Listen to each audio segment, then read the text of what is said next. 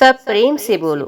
लक्ष्मी नारायण भगवान की जय। राधा कृष्ण भगवान की जय। सुकर्मा कहते हैं, पीपल महाराज याति कामदेव के गीत, नृत्य और ललित हास्य से मोहित होकर स्वयं ही नट स्वरूप हो गए। वे मलमूत्र का त्याग करके आए और पैरों को धोए बिना ही आसन पर बैठ गए। ये शीघ्र पाकर वृद्धावस्था तथा कामदेव ने राजा के शरीर में प्रवेश किया। उन सब ने मिलकर इंद्र का कार्य पूरा कर दिया। नाटक समाप्त हो गया। सब लोग अपने अपने स्थान को गए। तत्पश्चात धर्मात्मा राजा जियाति जरावस्था से पराजित हुए। उनका चित्त काम को भोग में आसक्त हो गया। एक दिन वे कामायुक्त होकर वन में शिकार खेलने के लिए गए। उस समय उनके सामने एक हिरण निकला। उसके 4 सिंग थे। उसके रूप की कहीं तुलना नहीं थी। उसके सभी अंग सुंदर थे। रोमावलियां सुनहरे रंग की थी। मस्तक पर रतन सा जड़ा हुआ प्रतीत हुआ था। सारा शरीर चितकबरे रंग का था। वे मनोहर मृग देखने ही योग्य था। राजा धनुष बाण लेकर बड़े वेग से उसके पीछे दौड़े। मृग भी उन्हें बहुत दूर ले गया और उनके देखते देखते वहीं अंतर्ध्यान हो गया। राजा को वहां नंदन वन के समान एक अद्भुत वन दिखाई दिया जो सभी गुणों से युक्त था। उसके भीतर राजा ने एक बहुत सुंदर तालाब देखा जो 10 योजन लंबा और 5 योजन चौड़ा था। सब और कल्याण में जल से भरा वे सर्वोतभद्र नामक तालाब दिव्य भावों से शोभा पा रहा था। राजा रथ के वेग पूर्वक चलने से खिन्न हो गए। परिश्रम के कारण उन्हें कुछ पीड़ा हो रही थी, अतः सरोवर के तट पर ठंडी छाया का आश्रय लेकर बैठ गए। थोड़ी देर बाद स्नान करके उन्होंने कमल की सुगंध से सुवासित सरोवर का शीतल जल पिया। इतने में ही उन्हें अत्यंत मधुर स्वर में गाया जाने वाला एक दिव्य संगीत सुनाई पड़ा जो ताल और मूर्छना से युक्त था। राजा तुरंत उठकर उस स्थान की ओर चल दिए जहां गीत की मनोहर ध्वनि हो रही थी। जल के निकट एक विशाल एवं सुंदर भवन था। उसी के ऊपर बैठकर रूपशील और गुण से सुशोभित एक सुंदरी नारी मनोहर गीत गा रही थी। उसकी आंखें बड़ी बड़ी थी। रूप और तेज उसकी शोभा बढ़ा रहे थे। चराचर जगत में उसके जैसी सुंदरी स्त्री दूसरी कोई नहीं थी। महाराज याति के शरीर में जरायुक्त काम का संचार पहले ही हो चुका था। उस स्त्री को देखते ही वे काम विशाल रूप में प्रकट हुआ। राजा कामअग्नि से जलने और काम ज्वर से पीड़ित होने लगे। उन्होंने सुंदरी से पूछा, शुभे, तुम कौन हो? किसकी कन्या हो? तुम्हारे पास ये कौन बैठी है? कल्याणी, मुझे सब बातों का परिचय दो। मैं नहुष का पुत्र हूँ। मेरा जन्म चंद्रवंश में हुआ है। पृथ्वी के 7 द्वीपों पर मेरा अधिकार है। मैं तीनों लोकों में विख्यात हूँ। मेरा नाम याति है। सुंदरी, मुझे दुर्जय काम मारे डालता है। मैं उत्तम शील से युक्त हूँ। मेरी रक्षा करो। तुम्हारे समागम के लिए मैं अपना राज्य, समूची पृथ्वी और ये शरीर भी अर्पण कर दूंगा। ये त्रिलोकी तुम्हारी ही है। राजा की बात सुनकर सुंदरी ने अपनी सखी विशाला को उत्तर देने के लिए प्रेरित किया। तब विशाला ने कहा, नरश्रेष्ठ, ये रति की पुत्री है। इसका नाम अश्रु बिंदुमती है। मैं इसके प्रेम और सौहार्दवश सदा इसके साथ रहती हूँ। हम दोनों में स्वाभाविक मित्रता है जिससे मैं सर्वदा प्रसन्न रहती हूँ। मेरा नाम विशाला है। मैं वरुण की पुत्री हूँ। महाराज, मेरी ये सुंदरी सखी योग्य वर की प्राप्ति के लिए तपस्या कर रही है। इस प्रकार मैंने आपसे अपनी इस सखी का तथा अपना भी पूरा पूरा परिचय दिया। याति बोले, शुभे, मेरी बात सुनो। ये सुंदर मुख वाली रति कुमारी मुझे ही पति रूप में स्वीकार करे। ये बाला जिस जिस वस्तु की इच्छा करेगी वे सब में से प्रदान करूंगा। विशाला ने कहा, राजन, मैं इसका नियम बताती हूँ, पहले उसे सुन लीजिए। ये स्थिर यौवन से युक्त, सर्वज्ञ, वीर के लक्षणों से सुशोभित, देवराज के समान तेजस्वी, धर्म का आचरण करने वाले, त्रिलोक पूजित, सुबुद्धि, सुप्रिय तथा उत्तम गुणों से युक्त पुरुष को अपना पति बनाना चाहती है। याति बोले, मुझे इन सभी गुणों से युक्त समझो। मैं इसके योग्य पति हो सकता हूँ। विशाला ने कहा, राजन, मैं जानती हूँ आप अपने पुण्य के लिए तीनों लोकों में विख्यात हैं। मैंने पहले जिन जिन गुणों की चर्चा की है ये सभी आपके भीतर विद्यमान है। केवल एक ही दोष के कारण ये मेरी सखी आपको पसंद नहीं करती। आपके शरीर में वृद्ध अवस्था का प्रवेश हो गया है। यदि आप उससे मुक्त हो सके तो ये आपकी प्रियतमा हो सकती है। राजन, यही इसका निश्चय है। मैंने सुना है पुत्र, भ्राता और भृत्य जिसके शरीर में भी इस जरावस्था को डाला जाए उसी में इसका संचार हो जाता है। अतः भूपाल, आप अपना बुढ़ापा तो पुत्र को दीजिए और स्वयं उसका यौवन यौवन लेकर परम सुंदर बन जाइए। मेरी सखी जिस रूप में आपका उपभोग करना चाहती है उसी के अनुकूल व्यवस्था कीजिए। याति बोले, महाभागे एवं वस्तु, मैं तुम्हारी आज्ञा का पालन करूंगा। राजा याति कामभोग में आसक्त होकर अपनी विवेक शक्ति खो बैठे थे। वे घर जाकर अपने पुत्रों से बोले, तुम लोगों में से कोई एक मेरी दुखदायिनी जरावस्था को ग्रहण करे और अपनी जवानी मुझे दे दे, जिससे मैं इच्छा अनुसार भोग सकूं। जो मेरी वृद्धावस्था को ग्रहण करेगा वे पुत्रों में श्रेष्ठ समझा जाएगा और वही मेरे राज्य का स्वामी होगा। उसको सुख संपत्ति, धन धान्य और बहुत सी संतानें तथा यश और कीर्ति प्राप्त होगी।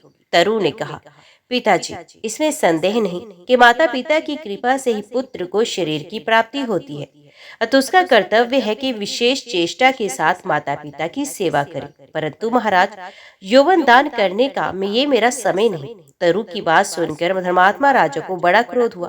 वे उसे शाप देते हुए बोले, तूने मेरी आज्ञा का अनादर किया, अतः तू सब धर्मों में बहिष्कृत और पापी हो जा।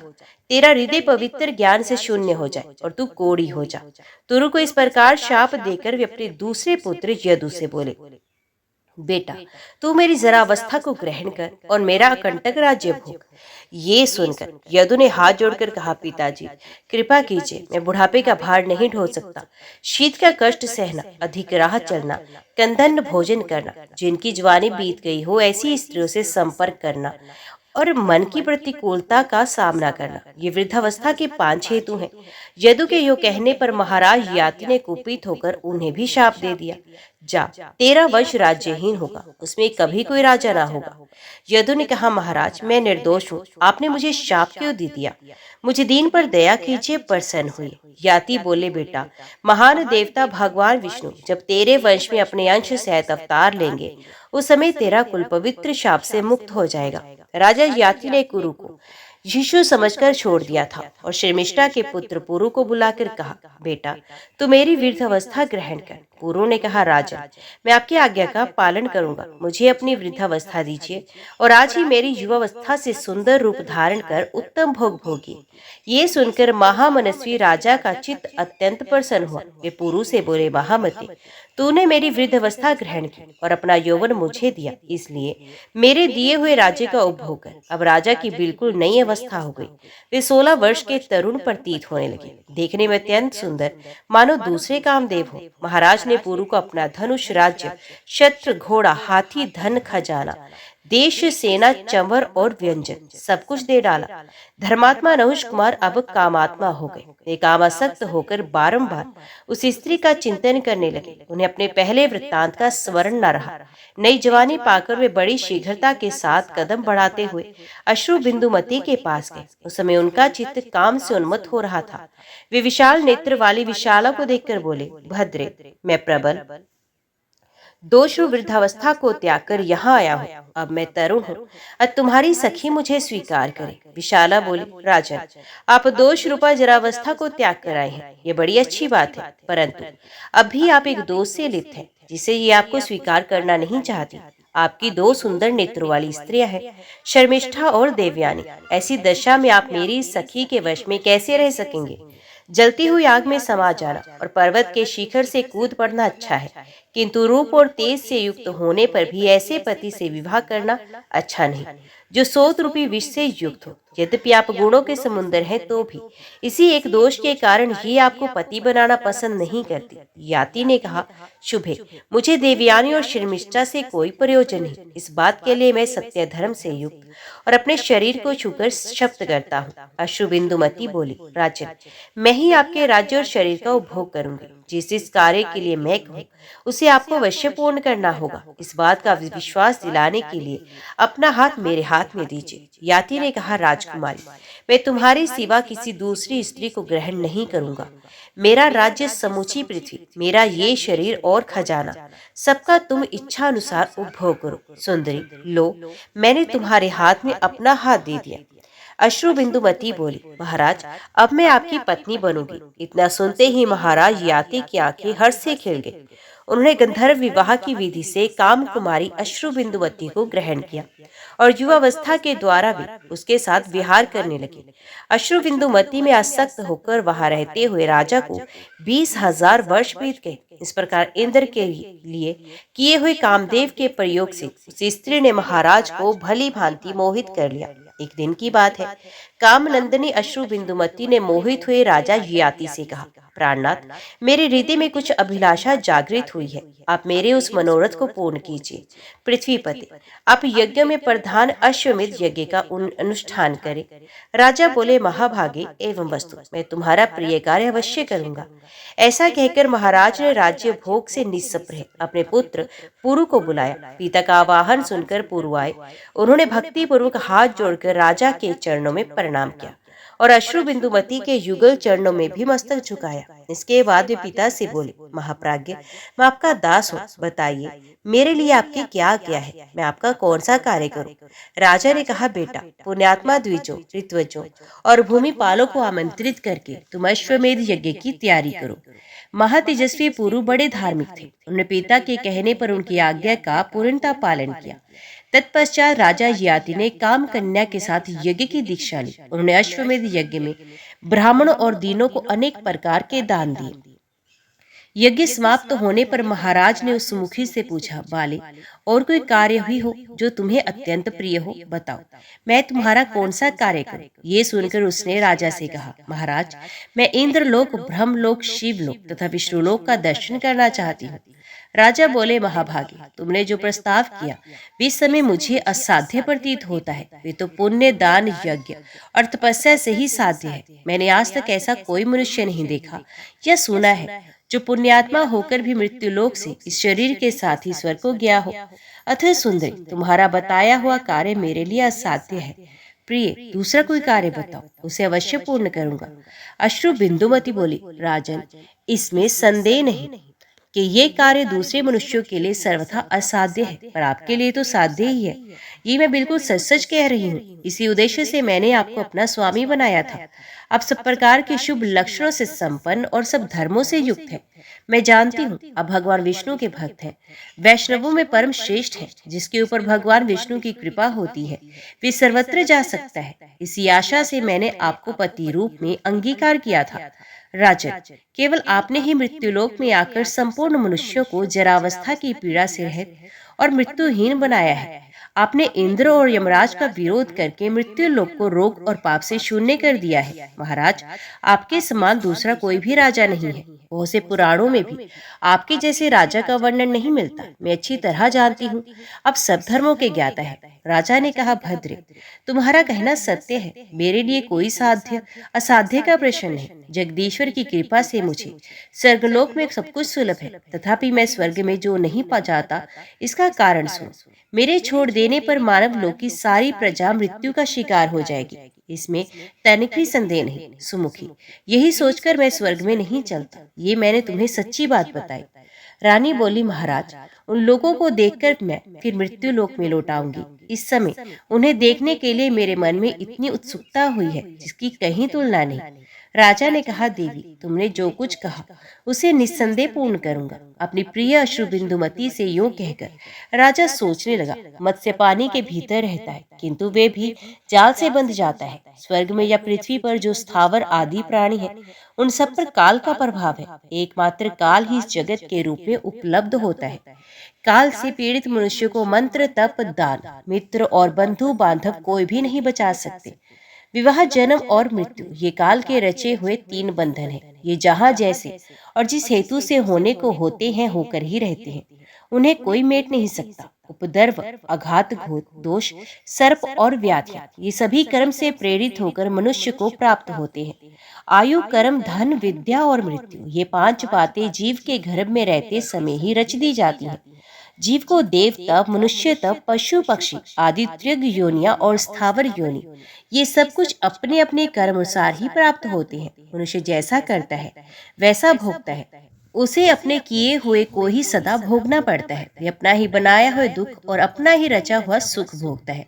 जो लोग अपने धन और बुद्धि से किसी वस्तु को अन्यथा करने की युक्ति रखते हैं, वे भी अपने उपार्जित सुख दुखों का उपभोग करते हैं। जैसे बछड़ा हजारों गौओं के बीच में खड़ी होने पर भी अपनी माता को पहचान कर उसके पास पहुंच जाता है, उसी प्रकार पूर्व जन्म के किए हुए शुभाशुभ कर्म कर्ता को अनुसरण करते हैं।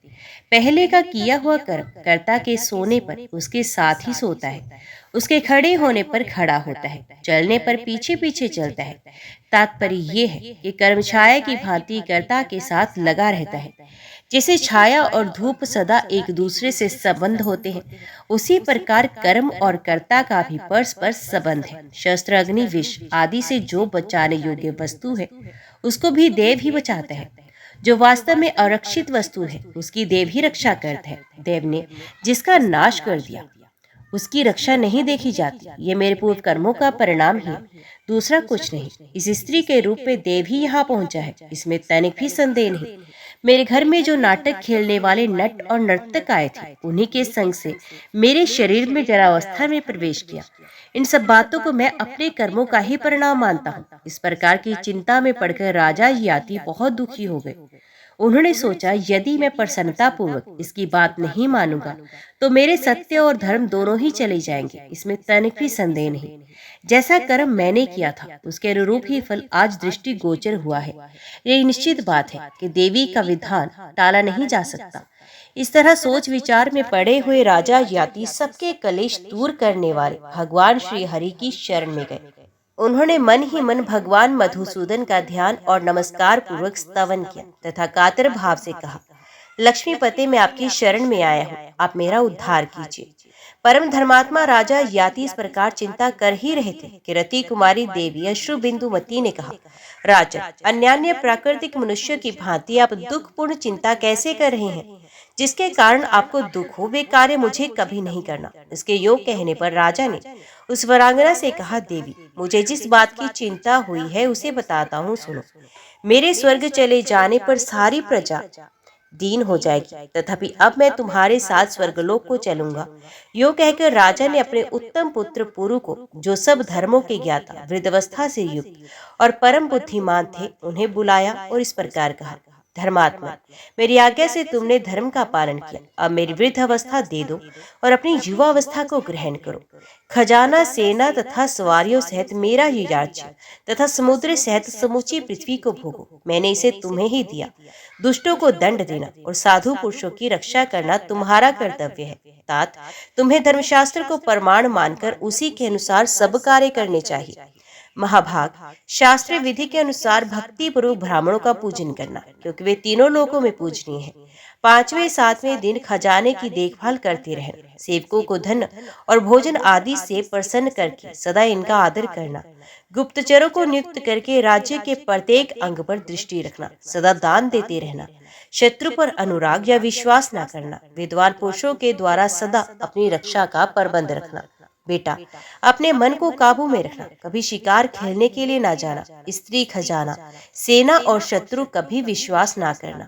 सुयोग्य पात्रों और सब प्रकार के बलों का संग्रह करना। यज्ञों के द्वारा भगवान ऋषिकेश का पूजन करना और सदा पुण्यात्मा बने रहना। प्रजा को जिस वस्तु की इच्छा हो वे सब उन्हें प्रतिदिन देते रहना। बेटा, तुम प्रजा को सुख पहुंचाओ, प्रजा का पालन पोषण करो। पराये धन और पराई स्त्रियों के प्रति कभी दूषित विचार मन में ना लाना। वेद और शास्त्रों का निरंतर चिंतन करना और सदा अस्त्र शस्त्रों के अभ्यास में लगे रहना। हाथी और रथ हाँकने का अभ्यास भी बढ़ाते रहना। पुत्र को ऐसा उपदेश देकर राजा ने आशीर्वाद के द्वारा उसे प्रसन्न किया और अपने हाथ से राज सिंहासन पर बिठाया। फिर अपनी वृद्धावस्था ले पुत्र को यौवन समर्पित करके महाराज ने समस्त प्रजाओं को बुलाया और बड़े हर्ष में भरकर ये वचन कहा, सज्जनों, मैं अपनी इस पत्नी के साथ पहले इंद्रलोक में जाता हूँ, फिर ब्रह्मलोक और शिवलोक में जाऊंगा। इसके बाद समस्त लोगों के पाप दूर करने वाले तथा जीवों को सद्गति प्रदान करने वाले विष्णु धाम को प्राप्त होऊंगा। इसमें तनिक भी संदेह नहीं। ब्राह्मण, क्षत्रिय, वैश्य और शूद्र मेरी समस्त प्रजा को कुटुंब सहित यही सुखपूर्वक रहना चाहिए, यही मेरी आज्ञा है। आज से ये महाबाहु पुरु आप लोगों के रक्षक है। इनका स्वभाव धीर है। मैंने इन्हें शासन का अधिकार देकर राजा के पद पर प्रतिष्ठित किया है। महाराज के योग कहने पर प्रजाजनों ने कहा, राजन, संपूर्ण वेदों में धर्म का ही श्रवण होता है, पुराणों में भी धर्म की ही व्याख्या की गई है, किंतु पूर्व काल में किसी ने धर्म का साक्षात दर्शन नहीं किया। केवल हम लोगों ने ही चंद्रवंश में राजा नहुष के घर उत्पन्न हुए आपके रूप में उस शांग धर्म का साक्षात्कार किया है। महाराज, आप सत्य प्रिय, ज्ञान विज्ञान संपन्न, पुण्य की महान राशि, गुणों के आधार तथा सत्य के ज्ञाता है। सत्य का पालन करने वाले महान और जस्वी पुरुष परम धर्म का अनुष्ठान करते हैं। आपसे बढ़कर दूसरा कोई पुरुष हमारे देखने में नहीं आया। आप जैसे धर्म पालक एवं सत्यवादी राजा को हम मन, वाणी और शरीर किसी की भी क्रिया द्वारा छोड़ने में असमर्थ हैं। महाराज, जब आप ही नहीं रहेंगे तब स्त्री, धन, भोग और जीवन लेकर हम क्या करेंगे? अतः राजेंद्र, अब हमें यहाँ रहने की कोई आवश्यकता नहीं, आपके साथ ही हमें भी चलेंगे। प्रजाजनों की ये बात सुनकर राजा ययाति को बड़ा हर्ष हुआ। वे बोले, आप सब लोग परम पुण्यात्मा हैं, मेरे साथ चले। यो कहकर वे काम कन्या के साथ रथ पर सवार हुए। वे रथ चंद्रमंडल के समान जान पड़ता था। सेवक गण हाथ में चवर और व्यंजन लेकर महाराज को हवा कर रहे थे। राजा के मन में किसी प्रकार की पीड़ा नहीं थी। उनके राज्य में ब्राह्मण, क्षत्रिय, वैश्य तथा शूद्र सभी वैष्णव थे। इनके सिवा जो अंत्यज थे, उनके मन में भी भगवान विष्णु के प्रति भक्ति थी। सभी दिव्य माला धारण किए तुलसी दलों से शोभा पा रहे थे। उनकी संख्या अरबों खरबों तक पहुंच गई थी। सभी भगवान विष्णु के ध्यान में तत्पर और जप एवं दान में संलग्न रहने वाले थे। सबके सब विष्णु भक्त और पुण्यात्मा थे। उन सबने महाराज के साथ दिव्य लोकों की यात्रा की। उस समय सबके हृदय में महान आनंद छा रहा था। राजा ययाति सबसे पहले इंद्रलोक में गए। उनके तेज, पुण्य, धर्म और तपोबल से और लोग भी साथ साथ गए। वहां पहुंचने पर देवता, गंधर्व, किन्नर और चारणों सहित देवराज उनके सामने प्रकट हुए और उनका सम्मान करते हुए बोले, महाभाग, आपका स्वागत है। आइए, मेरे घर पधारिए और दिव्य, पावन एवं मनोरम भोगों का उपभोग कीजिए। राजा ने कहा, देवराज, आपके चरणार विंदों में प्रणाम करके हम लोग सनातन ब्रह्मलोक में जा रहे हैं। ये कहकर देवताओं के मुख से अपनी स्तुति सुनते हुए वे ब्रह्मलोक में गए। वहां मुनिवरों के साथ महातेजस्वी ब्रह्मा जी ने अर्घादि सुविस्तृत उपचारों के द्वारा उनका आतिथ्य सत्कार किया और कहा, राजन, तुम अपने शुभ कर्मों के फल स्वरूप विष्णु लोक को जाओ। ब्रह्मा जी के योग कहने पर वे पहले शिवलोक में गए। वहां भगवान शंकर ने पार्वती जी के साथ उनका स्वागत सत्कार किया और इस प्रकार कहा, महाराज, तुम भगवान विष्णु के भक्त हो, अतः मेरे भी अत्यंत प्रिय हो, क्योंकि मुझ में और विष्णु में कोई अंतर नहीं। जो विष्णु है वही मैं हूँ, तथा मुझी को विष्णु समझो। पुण्यात्मा विष्णु भक्त के लिए यही स्थान है। अतः महाराज, तुम यहाँ इच्छा अनुसार रह सकते हो। भगवान शिव के योग कहने पर श्री विष्णु के प्रिय भक्त ययाति ने मस्तक झुकाकर उनके चरणों में भक्ति पूर्वक प्रणाम किया और कहा, महादेव, आपने इस समय जो कुछ भी कहा सत्य है। आप दोनों में वस्तुत कोई अंतर नहीं। एक ही परमात्मा के स्वरूप की ब्रह्मा, विष्णु और शिव तीन रूपों में अभिव्यक्ति हुई है। तथापि मेरी विष्णु लोक में जाने की इच्छा है, अतः आपके चरणों में प्रणाम करता हूँ। भगवान शिव बोले, महाराज एवं वस्तु, तुम विष्णु लोक को जाओ। उनकी आज्ञा पाकर राजा ने कल्याणी भगवती उमा को नमस्कार किया और उन परम पावन विष्णु भक्तों के साथ वे विष्णु धाम को चले गए। ऋषि और देवता सब और खड़े हो उनकी स्तुति कर रहे थे। गंधर्व, किन्नर, सिद्ध, पुण्यात्मा, चारण, साध्य, विद्याधर, 49 मृदगण, 8 वसु, 11 रुद्र, 12 आदित्य, लोकपाल तथा समस्त लोकी चारों ओर उनका गुणगान कर रही थी। महाराज ययाति ने रोग शोक से रहित अनुपम विष्णु लोक का दर्शन किया। सब प्रकार की शोभा से संपन्न सोने के विमान उस लोक की सुषमा बढ़ा रहे थे। चारों ओर दिव्य छटा छा रही थी। वह मोक्ष का उत्तम धाम वैष्णवों से शोभा पा रहा था। देवताओं की वहां भीड़ सी लगी थी। नहुष नंदन ययाति ने सब प्रकार के दाह से रहित उस दिव्य धाम में प्रवेश करके कलेशधारी भगवान नारायण का दर्शन किया। भगवान के ऊपर चंदोवे तने हुए थे जिनसे उनकी शोभा हो रही थी। वे सब प्रकार के आभूषण और पीत वस्त्रों से विभूषित थे। उनके वक्षस्थल में श्रीवत्स का चिन्ह शोभा पा रहा था। सबके महान आश्रय भगवान जगन्नाथ लक्ष्मी के साथ गरुड़ पर विराजमान थे। वे ही परात्पर परमेश्वर हैं, संपूर्ण देवलोक की गति है, परमानंदमय कैवल्य से सुशोभित है। बड़े बड़े लोग, पुण्यात्मा, वैष्णव, देवता तथा गंधर्व उनकी सेवा में रहते हैं। राजा याति ने अपनी पत्नी सहित निकट जाकर गंधर्वों द्वारा सेव देव वृंद से घरे दुख कलेश हारी प्रभु नारायण को नमस्कार किया तथा उनके साथ जो अन्य वैष्णव पधारे थे उन्होंने भी भक्ति पूर्वक भगवान के दोनों चरण कमलों में मस्तक झुकाया। परम तेजस्वी राजा को प्रणाम करते देख भगवान ऋषिकेश ने कहा, महाराज, मैं तुम पर बहुत संतुष्ट हूँ। तुम मेरे भक्त हो, अतः तुम्हारे मन में यदि कोई दुर्लभ मनोरथ हो तो उसके लिए वर मांगो, मैं उसे निस्संदेह पूर्ण करूंगा। राजा बोले, मधुसूदन, जगतपते देवेश्वर, यदि आप मुझ पर संतुष्ट हैं तो सदा के लिए मुझे अपना दास बना लीजिए। भगवान श्री विष्णु ने कहा, महाभाग, ऐसा ही होगा। तुम मेरे भक्त हो, इसमें तनिक भी संदेह नहीं। राजन, तुम अपनी पत्नी के साथ सदा मेरे लोक में निवास करो। भगवान की ऐसी आज्ञा पाकर उनकी कृपा से महाराज याति परम प्रकाशमान विष्णु लोक में निवास करने लगे। पीपल जी, ये संपूर्ण पापनाशक चरित्र मैंने आपको सुना दिया। संसार में राजा याति का दिव्य एवं शुभ जीवन चरित्र परम कल्याणदायक तथा पितृ भक्त पुत्रों का उद्धार करने वाला है। पिता की सेवा के प्रभाव से पुरु को राज्य प्राप्त हुआ। पिता माता के समान अभिष्ट फल देने वाला दूसरा कोई नहीं। जो पुत्र माता के बुलाने पर हर्ष में भरकर उसकी ओर जाता है उसे गंगा स्नान का फल मिलता है। जो माता और पिता के चरण पखारता है वे महायशस्वी पुत्र उन दोनों की कृपा से समस्त तीर्थों के सेवन का फल भोगता है। उनके शरीर को दबाकर व्यथा दूर करने से अश्वमेध यज्ञ का फल मिलता है। जो भोजन और वस्त्र देकर माता पिता का पालन करता है उसे पृथ्वी दान का पुण्य प्राप्त होता है। गंगा और माता सर्व तीर्थमयी मानी गई है, इसमें तनिक भी संदेह नहीं। जैसे जगत में समुद्र परम पुण्य में एवं प्रतिष्ठित माना गया है, उसी प्रकार इस संसार में माता पिता का भी महत्वपूर्ण स्थान है। ऐसा पौराणिक विद्वानों का कथन है। जो पुत्र माता पिता को कटु वचन सुनाता और कोसता है वे बहुत दुख देने वाले नरक में पड़ता है। जो गृहस्थ होकर भी बूढ़े माता पिता का पालन नहीं करता वे पुत्र नरक में पड़ता और भारी यातना भोगता है। जो दुर्बुद्धि एवं पापाचारी पुरुष पिता की निंदा करता है उसके उस पाप का प्रायश्चित प्राचीन विद्वानों को भी कभी दृष्टिगोचर नहीं हुआ है। विप्रवर, यही सब सोचकर मैं प्रतिदिन माता पिता की भक्ति पूर्वक पूजा करता हूँ और चरण दबाने आदि की सेवा में लगा रहता हूँ। मेरे पिता मुझे बुलाकर जो कुछ भी आज्ञा देते हैं उसे मैं अपनी शक्ति के अनुसार बिना विचारे पूर्ण करता हूँ। इससे मुझे सद्गति प्रदान करने वाला उत्तम ज्ञान प्राप्त हुआ है। पिता माता की कृपा से संसार में तीनों कालों का ज्ञान सुलभ हो जाता है। पृथ्वी पर रहने वाले जो मनुष्य माता पिता की भक्ति करते हैं उन्हें ये ज्ञान प्राप्त होता है।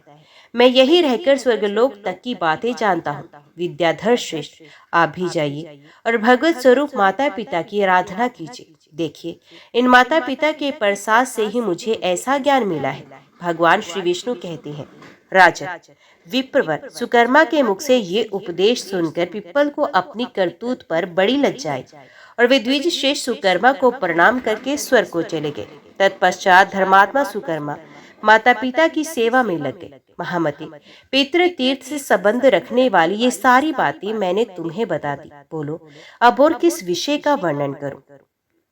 वेन ने कहा, भगवान देव देवेश्वर, आपने मुझ पर कृपा करके भार्या तीर्थ, परम उत्तम पितृ तीर्थ एवं पर पुण्यदायक मातृ तीर्थ का वर्णन किया।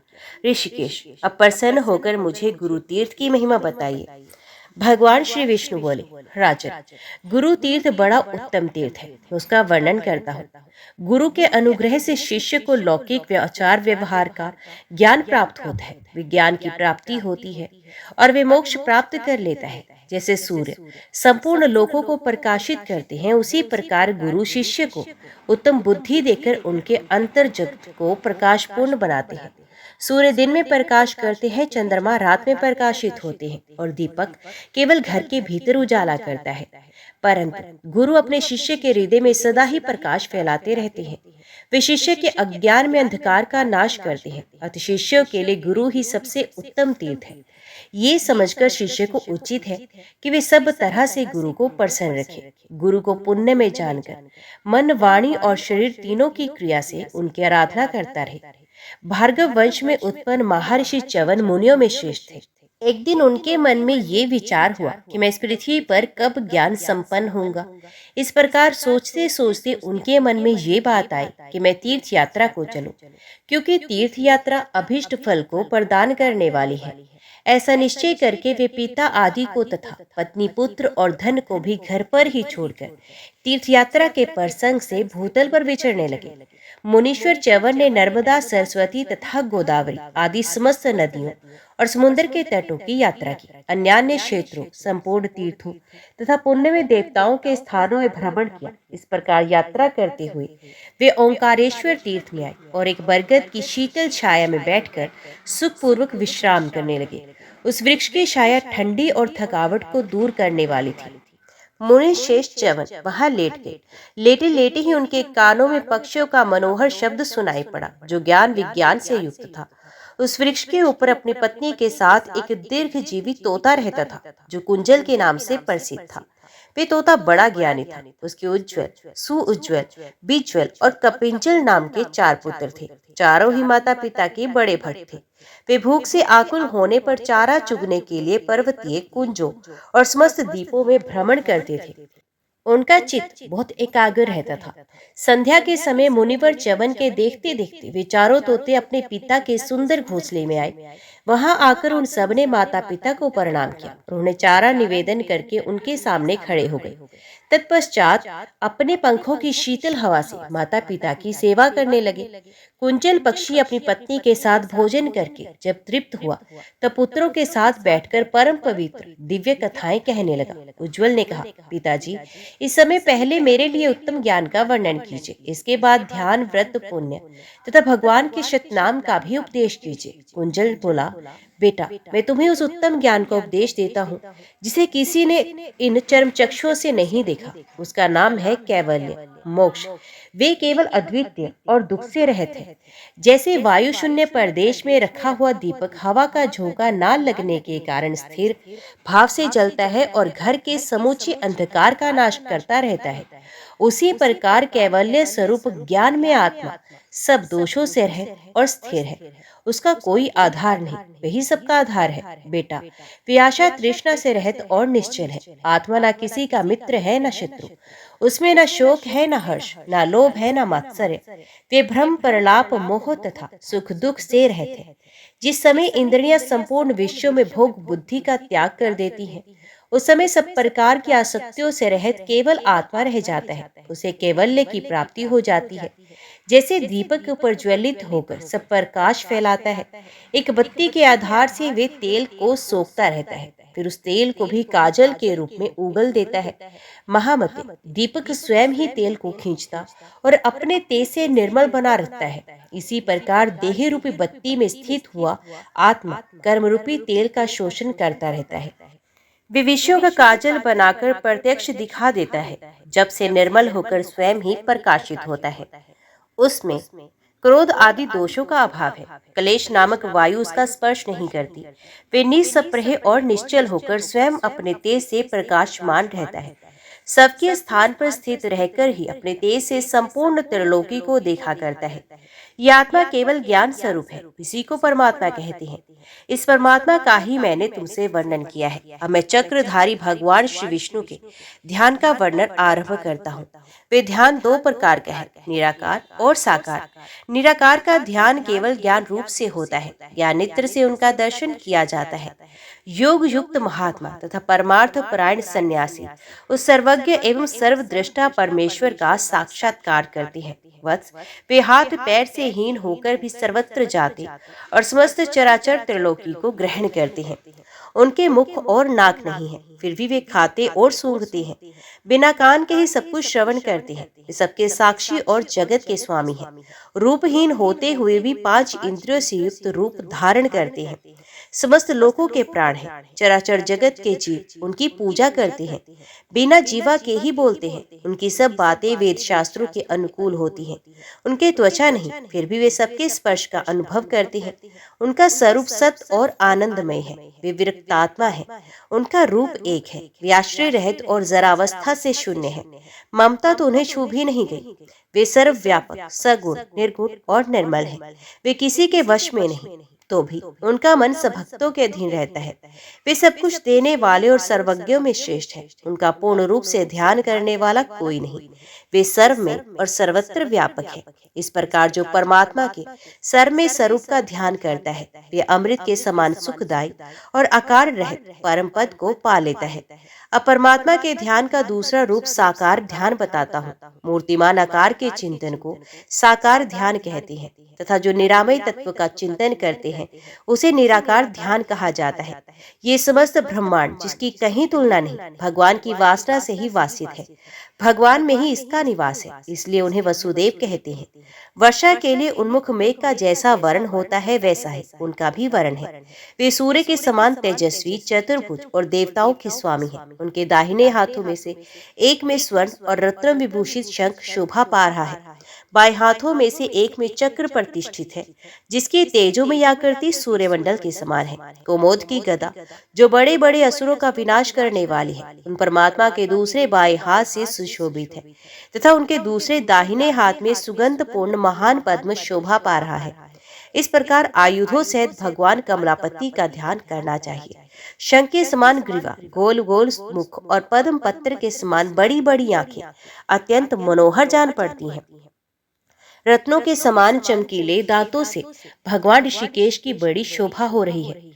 उनके घुंघराले बाल हैं, बिंबा फल के समान लाल लाल होठ है, तथा मस्तक पर धारण किए हुए किरीट से कमल नयन श्रीहरि अत्यंत सुशोभित हो रहे हैं। विशाल रूप, सुंदर नेत्र तथा कौस्तुभ मणि से उनकी कांति बहुत बढ़ गई है। सूर्य के समान तेज से प्रकाशित होने वाले कुंडल और पुण्य में श्रीवत्स चिन्ह से श्रीहरि सदा दैदीप्यमान दिखाई देती हैं। उनके श्याम विग्रह बाजूबंद कंगन और मोतियों के हार नक्षत्रों के समान शोभा पा रहे हैं। इनसे सुशोभित भगवान विजय विजय पुरुषों में सर्वश्रेष्ठ जान पड़ते हैं। सोने के समान रंग वाले पीतांबर से गोविंद की सुषमा और भी बढ़ गई है।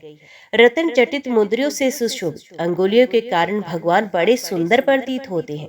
सब प्रकार के आयुधों से पूर्ण और दिव्य आभूषणों से विभूषित श्रीहरि गरुड़ की पीठ पर विराजमान है। वे इस विषय की सृष्टा और जगत के स्वामी हैं।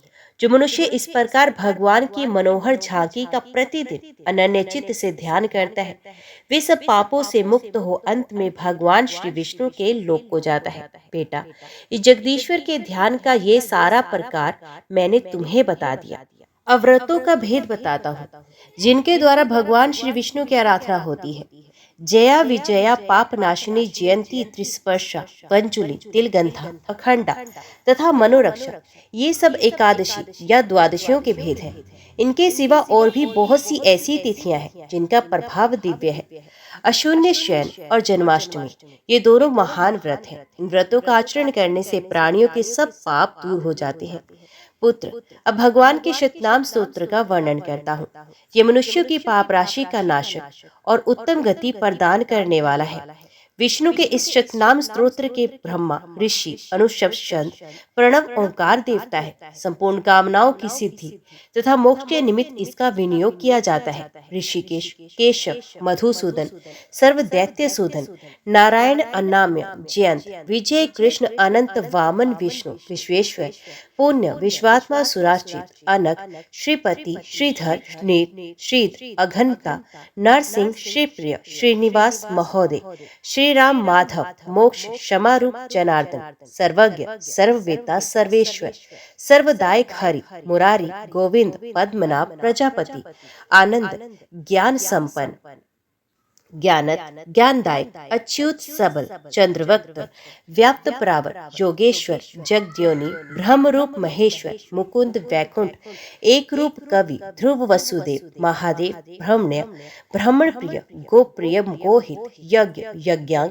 यज्ञवर्धन, यज्ञ भोक्ता, वेद वेदांग पारक, वेदज्ञ, वेद रूप, विद्यावास, सुरेश्वर, प्रत्यक्ष, महाहंस, शंखपाणि, पुरातन, पुष्कर, पुष्राक्ष, वरहा, धरणीधर, परद्युमन, कामपाल, व्यास्यात, महेश्वर, सर्वसौख्य, महासौख्य, सांख्य, पुरुषोत्तम, योग रूप, महाज्ञान, योगेश्वर, अजित प्रिय, असुरारी लोकनाथ, पद्महस्त, गदाधर, गुहावास, सर्ववास, पुण्यवास, महाजन, वृंदानाथ, बृहत्काय, पावन, पापनाशन, गोपीनाथ, गोपसख, गोपाल, गोगुणाश्रय, प्रात्मा, पराधीश, कपिल तथा कार्यमानुष आदि नामों से प्रसिद्ध सर्वस्वरूप परमेश्वर को मैं प्रतिदिन मन, वाणी तथा क्रिया द्वारा नमस्कार करता हूँ। जो पुण्य आत्मा पुरुष शतनाम स्तोत्र पढ़कर चित्त से भगवान श्री कृष्ण की स्तुति करता है, वे संपूर्ण दोषों का त्याग करके इस लोक में पुण्य स्वरूप हो जाता है तथा अंत में वे भगवान मधुसूदन के लोक को प्राप्त होता है। ये शतनाम स्तोत्र महान पुण्य का जनक और समस्त पातकों की शुद्धि करने वाला है। मनुष्य को ध्यान युक्त होकर अनन्य चित्त से इसका जप और चिंतन करना चाहिए। प्रतिदिन इसका जप करने वाले पुरुष को नित्य प्रति गंगा स्नान का फल मिलता है। इसलिए सुस्थिर और एकाग्रचित होकर इसका जप करना चाहिए। सुख की इच्छा रखने वाले पुरुष को चाहिए कि वे जहाँ शालिग्राम की शिला तथा द्वारका की शिला हो, उन दोनों शिलाओं के समीप पूर्वोक्त स्तोत्र का जप करे। ऐसा करने से वे संसार में नाना प्रकार के सुख भोगकर अंत में अपने सहित 101 पीढ़ी का उद्धार कर देता है। जो कार्तिक में प्रतिदिन प्रातः स्नान करके मधुसूदन की पूजा करता है, भगवान के सामने शतनाम स्तोत्र का पाठ करता है, वे परम गति को प्राप्त होता है। बेटा, माघ स्नान करने वाले पुरुष यदि भगवान की पूजा करके उनका ध्यान करता और इस स्तोत्र का जप अथवा श्रवण करता है, तो वे मदिरा पान आदि से होने वाले पापों का भी त्याग करके परम पद को प्राप्त होता है। बिना किसी विघ्न के उसे विष्णु पद की प्राप्ति हो जाती है। जो मनुष्य श्राद्ध काल में भोजन करने वाले ब्राह्मणों के सामने इस पापनाश शतनाम स्तोत्र का पाठ करता है, उसके पितृ संतुष्ट होकर परम गति को प्राप्त होते हैं। ये स्तोत्र सुख तथा मोक्ष प्रदान करने वाला है। निश्चय ही इसका जप करना चाहिए। जप करता मनुष्य भगवान श्री विष्णु की कृपा से पूर्ण सिद्ध हो जाता है। उसे सब प्रकार की सिद्धियां प्राप्त हो जाती हैं। तदंतर कुंजल ने अपने पुत्र विज्वल को उपदेश देते हुए कहा, बेटा, प्रत्येक भोग में शुभ और अशुभ कर्म ही कारण है। पुण्य कर्म से जीव सुख भोगता है और पाप कर्म से दुख का अनुभव करता है। किसान अपने खेत में जैसा बीज बोता है वैसा ही फल उसे प्राप्त होता है। इसी प्रकार जैसा कर्म किया जाता है वैसा ही फल का उपभोग भी किया जाता है। इस शरीर के विनाश का कारण भी कर्म है। इस हम सब लोग कर्म के अधीन हैं। संसार में कर्म ही जीवों की संतान है। कर्म ही उनके बंधु बांधव है तथा कर्म ही यहाँ पुरुष को सुख दुख में परिवर्तित करते हैं। जैसे किसान को उसके प्रयत्न के अनुसार खेती का फल प्राप्त होता है, उसी प्रकार पूर्व जन्म का किया हुआ कर्म ही कर्ता को मिलता है। जीव अपने कर्म के अनुसार ही देवता, मनुष्य, पशु, पक्षी और स्थावर योनियों में जन्म लेता है तथा उन योनियों में वे सदा अपने किए हुए कर्म को ही भोगता है। दुख और सुख दोनों अपने ही किए हुए कर्मों के फल भोगते हैं। जीव गर्भ की शैया पर सोकर पूर्व शरीर के किए हुए शुभाशुभ कर्मों का फल भोगता है। पृथ्वी पर कोई भी पुरुष ऐसा नहीं जो पूर्व जन्म के किए हुए कर्म को अन्यथा कर सके। सभी जीव अपने कमाए हुए सुख दुख को ही भोगते हैं। भोग के बिना किए हुए कर्म का नाश नहीं होता। पूर्व जन्म के बंधन स्वरूप कर्म को कौन मेट सकता है? बेटा, विषय एक प्रकार के विघ्न है, जरा आदि अवस्थाएं उपद्रव है। ये पूर्व जन्म के कर्मों से पीड़ित मनुष्यों को पुनः पुनः पीड़ा पहुंचाते रहते हैं। जिसको जहाँ भी सुख या दुख भोगना होता है, देव उसे बलपूर्वक वहां पहुंचा देता है। जीव कर्मों से बंधा रहता है। प्रारब्ध को ही जीवों के सुख दुख का उत्पादक बताया गया है। महाप्राज्ञ, चोल देश में सुबाहु नाम के एक राजा हो गए हैं। जैमिनी नाम के ब्राह्मण उनके पुरोहित थे। एक दिन पुरोहित ने राजा सुबाहु को संबोधित करके कहा, राजन, आप उत्तम उत्तम दान दीजिए। दान के ही प्रभाव से सुख भोगा जाता है। मनुष्य मरने के पश्चात दान के ही बल से दुर्गम लोकों को प्राप्त होता है। दान से सुख और सनातन यश की प्राप्ति होती है। दान से ही मृत्यु लोक में मनुष्य की उत्तम कीर्ति होती है। जब तक इस जगत में कीर्ति स्थिर रहती है, तब तक उसका कर्ता स्वर्गलोक में निवास करता है। अतः मनुष्य को चाहिए कि वे पूर्ण प्रयत्न करके सदा दान करते रहें। ओम नमो भगवते वासुदेवाय नमः। जय श्री राधे कृष्णा। आज की वीडियो में इतना ही। उम्मीद करती हूँ वीडियो आपको पसंद आई होगी। वीडियो पसंद आई हो तो वीडियो को लाइक और चैनल को सब्सक्राइब जरूर कीजिएगा। जय श्री हरि लिखकर कमेंट बॉक्स में अपनी हाजिरी और अपने सुझाव देना ना भूलेगा। तो मिलते हैं अगली कथा अगले अध्याय के साथ। तब तक के लिए देखते व सुनते रहिए। जय मां कंचन, जय माता दी।